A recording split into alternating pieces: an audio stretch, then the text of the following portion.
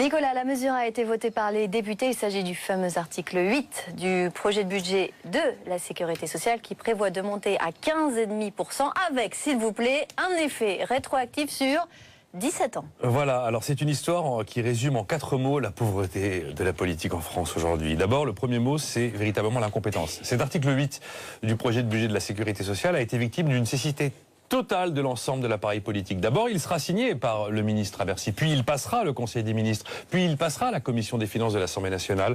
On a véritablement l'impression que personne n'a rien vu. Alors quel est le deuxième mot? Le deuxième mot, c'est incohérence. Voilà.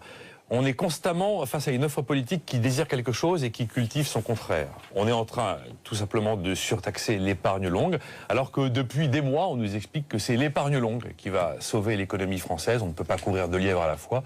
Il y a eu un rapport sur l'épargne longue. On nous dit qu'on va créer un PEA-PME et finalement, on surtaxe l'épargne longue. Ça n'a pas de sens. Alors, quel troisième mot vous inspire cette histoire ?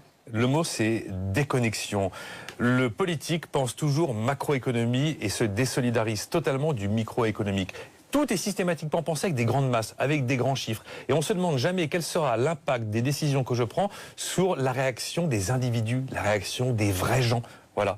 Et là, on a un rapport qualité-prix totalement désastreux. On brise véritablement et durablement un lien de confiance établi depuis des années entre l'État et les épargnants fidèles pour réaliser une recette de 600 pauvres millions d'euros. Triste rapport qualité-prix. Alors, incompétence, incohérence, déconnexion et donc bras d'honneur. Eh oui, c'est un peu anecdotique le bras d'honneur, mais cette mesure elle a été votée par 64 voix pour et 22 voix contre. Alors oui, je sais, c'est pas le vote final, oui, je sais, notre Parlement fonctionne comme ça, mais il manquait 491 députés à l'appel pour se prononcer sur une mesure qui concerne l'épargne de plusieurs millions de Français. Alors que je rappelle que le texte du budget, c'est véritablement l'essence même du Parlement. C'est l'acte fondateur du Parlement, on aurait pu espérer voir plus d'élus quand même se mobiliser. À l'arrivée, c'est très simple, cette mesure, ça donne paye-moi s'il te plaît un arriéré d'impôt au barème d'aujourd'hui sur des revenus que tu as perçus en 1996. Si je prends l'exemple du PEA, en 1997, sur mon PEA, j'ai réalisé une plus-value. Je ne l'ai pas perçue en cash, mais elle a été réalisée. En théorie, elle était taxable au taux de l'année 97. Elle était taxable à 3,9%.